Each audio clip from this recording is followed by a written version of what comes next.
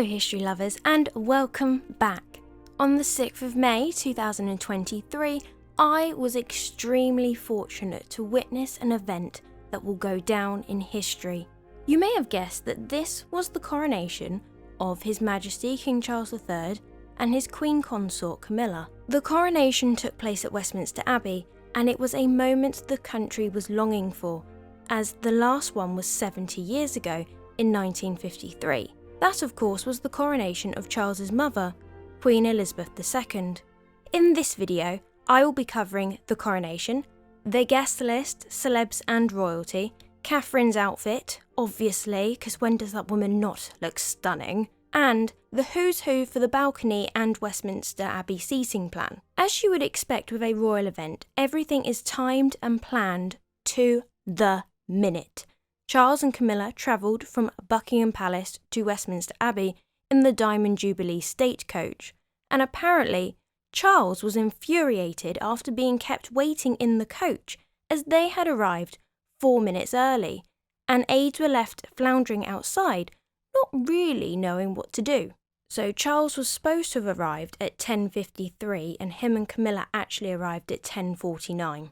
The ceremony started at 11, and just like with his mother's coronation, it was raining.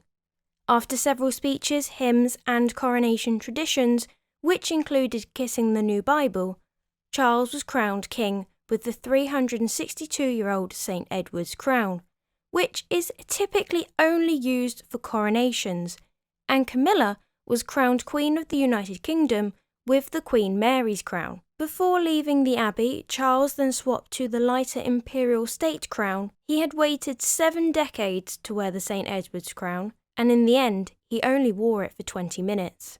Archbishop of Canterbury, Justin Welby, said in his sermon, "We are here to crown a king, and we crown a king to serve." The sovereign orb that Charles held was the one made for King Charles II in 1661, and a lot of the coronation items were from the coronation of King Charles II, such as the St. Edward's crown, the sovereign's orb, the 2 sceptres, and I'm assuming that a lot of this was remade because Oliver Cromwell got rid of the original ones. Charles touched the sovereign's ring during the ceremony that was made in 1831 for King William IV. The coronation chair was created by King Edward I, and monarchs have been crowned in this ancient chair since 1308.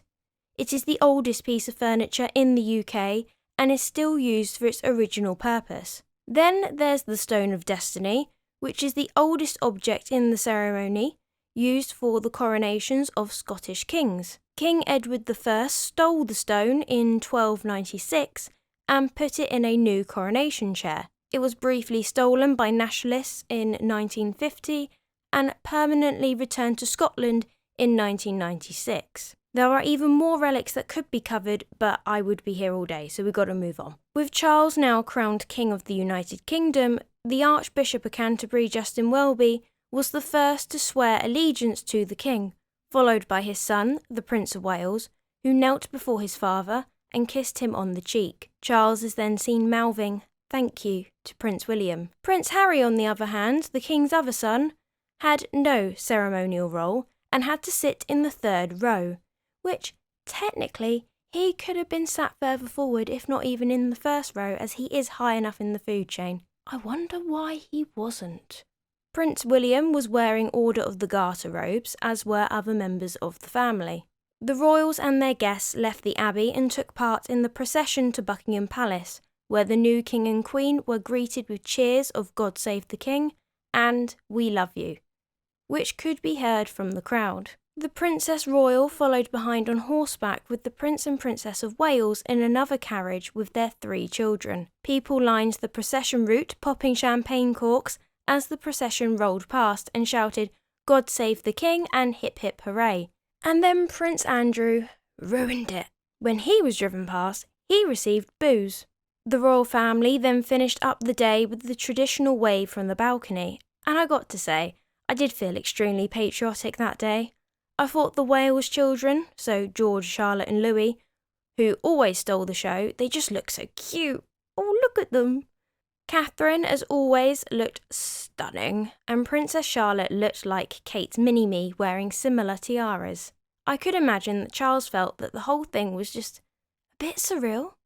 I almost feel like he couldn't believe it was actually happening and that it was his turn, although I think I too would have felt like that if I'd waited as long as he did. So that was a brief summary of the day. Now let's break it down even further. King Charles wore the coronation robe that belonged to his grandfather, King George VI, and King Charles's grandson, Prince George, was one of his pages of honour and got to carry his grandfather's train.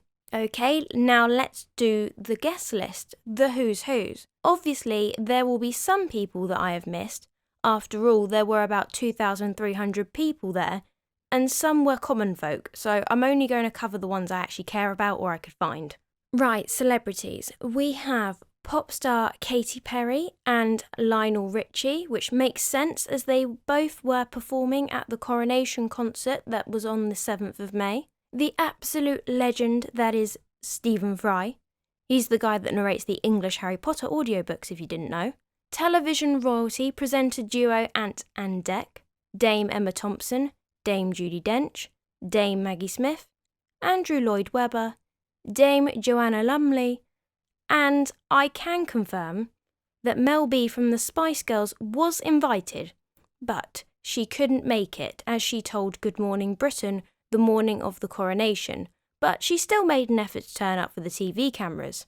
There were also several politicians from both Conservative and Labour governments, as well as foreign governments, and most of them were joined by their partners, but I'm not going to cover them as they don't interest me in the slightest. Dame Joanna Lumley, who commented the event for Sky News, said, "I'm so excited. Saying God Save the King will be the most exciting bit. Hearing the choir, all the new songs, the old songs, will be ravishing. I'm also looking forward to seeing the Queen's dress. It's supposed to be spectacular." Which, to be fair, Camilla did look lovely, but unfortunately, I think another royal stole the show. Guess in the comment section who you think it is, and then we can check out later if you were right. Then there are the royal guests. This list is quite extensive, so I'm going to name a few and just put the rest on screen. Prince Albert II of Monaco and his wife Princess Charlene, King Carl XVI, Gustav and Queen Sylvia of Sweden, King Philippe and Queen Mathilde of Belgium, and Crown Prince Frederick and Crown Princess Mary, who were representing Queen Marguerite II of Denmark. The last part of the royal guest list we are going to cover is the British royals that attended. I'm going to do the same with this list and only name a few and put the rest on screen. The Prince and Princess of Wales and their children, Prince Harry, Duke of Sussex, Princess Anne the Princess Royal, Prince Andrew, Duke of York, Prince Edward and Sophie, Duke and Duchess of Edinburgh, and their children, and Zara and Mike Tyndall. There were some noticeable names missing off that list, such as Prince Harry's wife, the Duchess of Sussex, who was at home in the US because it was their son's birthday, and Fergie was missing, guys. Sarah Ferguson, Duchess of York, confirmed the news herself, telling Loose Women, "I personally will be having a little tea room and coronation chicken sandwich and putting out the bunting. That's what I'm going to be doing, because that would make me very happy." Princess Diana's brother, Charles Earl Spencer, was also absent, but I don't know whether this was because he wasn't invited or if he just didn't want to go. Right, now let's move on to the seating plans. So, the seating plan in Westminster Abbey.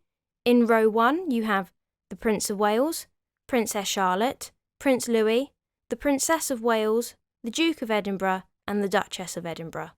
In row 2, we have James, Earl of Wessex, Lady Louise Windsor, the Duke of Gloucester, the Duchess of Gloucester, Vice Admiral Sir Tim Lawrence, the Princess Royal, and the Duke of Kent. In row 3, you have the Duke of York, Princess Beatrice, Eduardo Mapelli Mosey, Princess Eugenie, Jack Brooksbank, the Duke of Sussex, and Princess Alexandra. In row 4, Prince Michael of Kent, Princess Michael of Kent, Peter Phillips, Zara Tyndall, Mike Tyndall, the Earl of Snowdon, and Viscount Linley.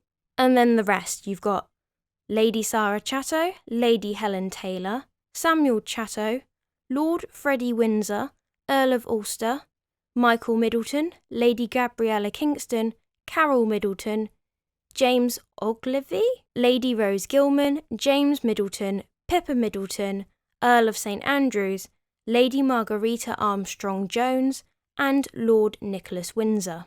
On the balcony left to right, Edward, Duke of Edinburgh, and his kids James and Louise, Sir Tim Lawrence, Sophie, the Duchess of Edinburgh, Princess Charlotte, Kate Middleton, the Princess of Wales, Prince Louis, William, the Prince of Wales, the King's Pages of Honours, which included Prince George, Charles, Camilla, the Queen's Pages of Honour, her lady in attendance Annabella Elliot, and Marchioness of Lansdowne, the Princess Alexandra of Kent, the Duke of Kent, and the Duchess and Duke of Gloucester. There was no Prince Harry, no Prince Andrew, and not even Princess Anne. And last but not least, let's talk about Kate's outfit, because that's what we're all here for. Kate's earrings were pearl and diamond and belonged to the late Diana, Princess of Wales, which complemented the King George VI festoon necklace she wore that was made in 1950 by Garrard for the then Princess Elizabeth. Her leaf headpiece was Jess Collette/Alexander McQueen with silver bullion, crystal and silver three-dimensional embroidery.